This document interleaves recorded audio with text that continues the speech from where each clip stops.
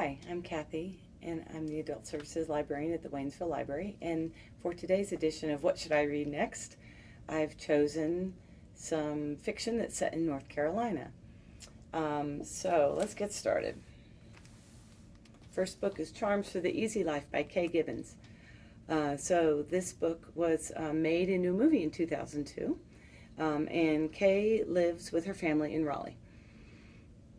So this story is about a family without men called the Birches.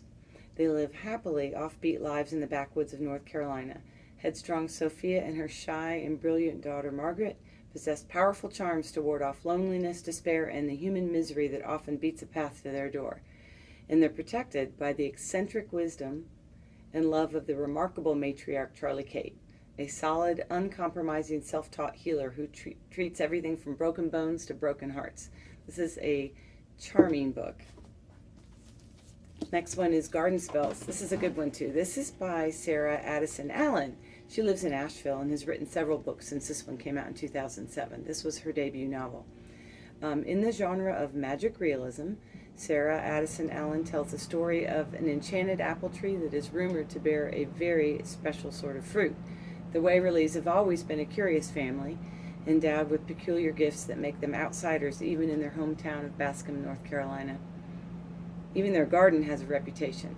It's famous for its feisty apple tree that bears prophetic fruit and its edible flowers that are imbued with very special powers. For readers who enjoy Alice Hoffman and Laura Escobar. My favorite of the whole group. Love this book, Guests on Earth by Lee Smith.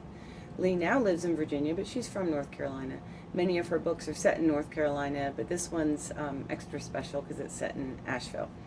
So, it's set in 1936, when orphaned 13-year-old Evelina is admitted to the Highland Hospital. It was a mental institution in Asheville that was known for innovative treatment and for nervous disorders and addictions.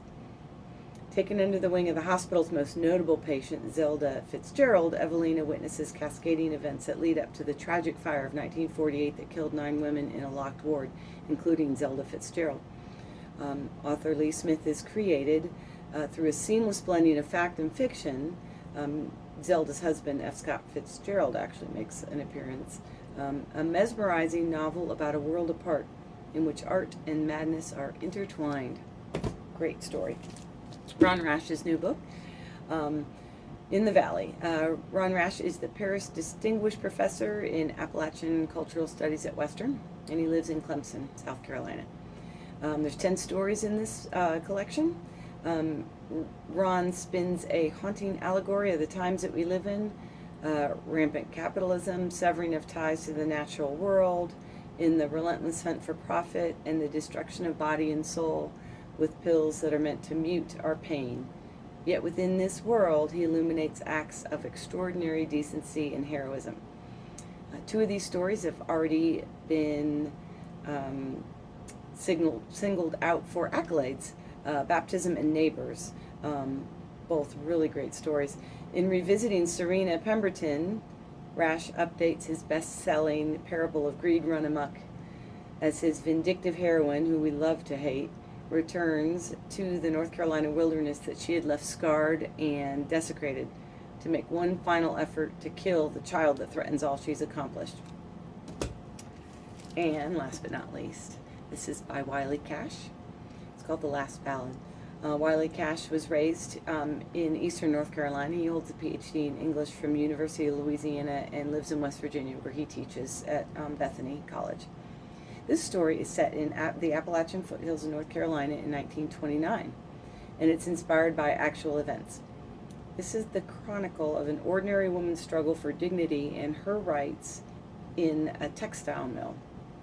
The Last Ballad is a moving tale of courage in the face of oppression and injustice, with the emotional power of Ron Rash's Serena. For readers that enjoy Dennis Lehane's The Given Day, and also if you enjoyed the films Norma Ray and Silkwood. So for a list of these books, go to the library's website, and also just remember that all of these are available as ebooks through the North Carolina Digital Library. Happy reading, and thanks for watching.